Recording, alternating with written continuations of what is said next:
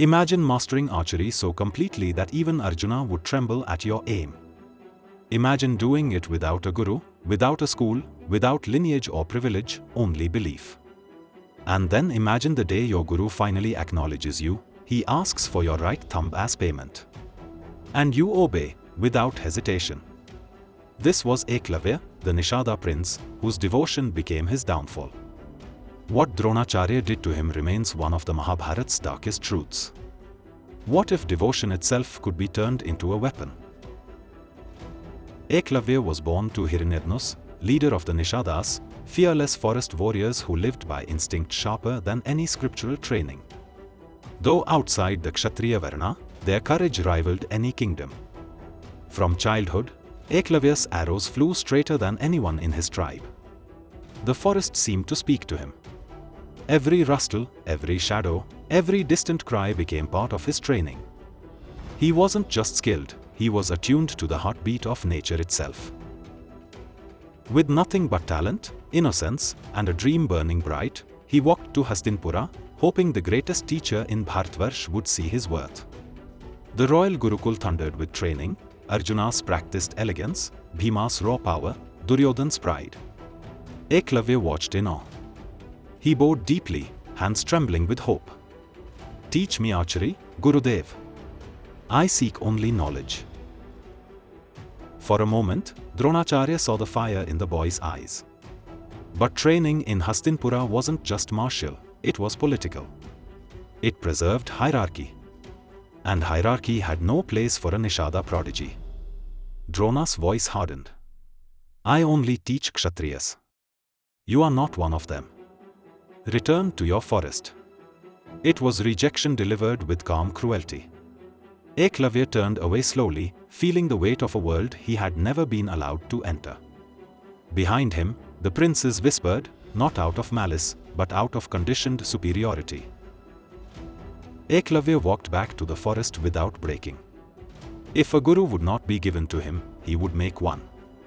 With reverent hands, he shaped a clay statue of Dronacharya, every detail carved from memory, gratitude, and longing. To this silent figure, he bowed each morning. In his heart, he believed that intention mattered more than proximity. If the world denied him a guru, his devotion would create one. Training became his entire existence. He watched the leap of leopards to learn acceleration, the stillness of snakes to study patience, the dive of hawks to master trajectory. He practiced until his fingers split and bled. When they healed, he practiced again. Over years, the forest became his battlefield, his Gurukul, his sacred ground. His arrows hit targets he could not see. His senses sharpened beyond human measure. A rejected boy was becoming a legend. One fateful day, destiny walked back into his forest. The Kuru princes were on a hunt, their hound barking wildly into the dense trees. Then, sudden silence, the kind that snaps the world still. They saw the dog alive, unhurt, but its mouth sealed perfectly by 7 arrows. Precision so sharp it bordered on divine. Arjuna whispered, shaken, I cannot do this. His confidence cracked. And Dronacharya's heart sunk, not out of admiration, but out of fear of what this meant for his promise. Following the tracks, they found him. A young man in deerskin, drawing his bow with unearthly grace, training alone before a clay statue of Drona. The princes froze. Drona stepped forward, not as a teacher, but as a man confronting the consequences of his own choices. Who are you? Eklavya dropped to his knees. Gurudev, you have come at last. Drona whispered, but I refused you. Eklavya smiled, not with pride, but devotion. Your teachings lived through this form. Through your grace, I learned. Arjuna felt something new, fear wrapped in admiration, jealousy tinged with dread. Eklavya demonstrated what devotion can create without privilege, blindfolded shots, arrows splitting arrows, volleys guided only by sound. It was artistry beyond curriculum. Arjuna's heart pounded. Drona's promise trembled. The forest stood witness to a truth larger than lineage: talent bows to no caste. But the world did. Drona remembered his oath to Arjuna. He remembered the political expectations of Hastinapura. A Nishada prince stronger than a Kuru heir could destabilize everything he was sworn to protect. Caste, duty, loyalty, fear, they tangled inside him until dharma itself became distorted. He knew what he was about to do would haunt the ages. Drona said softly, "If I am truly your guru, you must give me my guru dakshina." Eklavya glowed with pride. "Anything, Gurudev. Give me your right thumb." The words fell like a blade. Even the princes inhaled sharply. Arjuna stepped back, realizing the price of his greatness. This was no test. It was elimination disguised as ritual. Eklavya's dream was being traded for Arjuna's security. Yet he did not question. Devotion had become his truth, obedience his dharma. In his eyes, a guru's word was fate itself. He knelt. He drew his blade. And in a single, devastating motion, he severed his right thumb.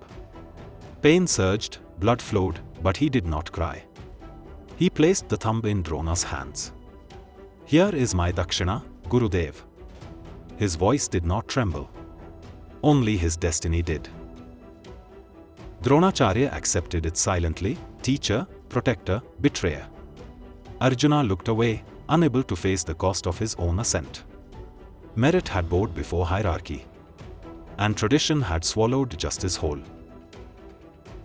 But Eklavya's spirit did not break. He relearned the bowstring with remaining fingers, refusing to surrender his identity. Though slower, he remained deadly, reinventing himself stroke by stroke. He rose to lead his people, a warrior shaped not by privilege but by persistence. When the Kurukshetra war arrived, Eklavya fought for the Kauravas. Some traditions say Krishna himself ended his life, not out of hatred, but strategy. Even maimed, Eklavya was too formidable to remain on the wrong side of destiny. A warrior denied in life, denied again in death. So was Drona protecting dharma or preserving privilege? Was Eklavya's devotion noble or exploited? If a guru never accepts a student, does the student owe loyalty? The Mahabharat presents the act, but never punishes the injustice. Devotion became a chain. Caste became a weapon. And the epic remained silent. Eklavya gave everything to a guru who gave him nothing. His sacrifice is remembered, but justice was never offered. In the Mahabharat, devotion is sacred, until the system decides it is dangerous. And next comes Karna, another warrior punished for the caste he concealed. Subscribe to uncover the epic's uncomfortable truths.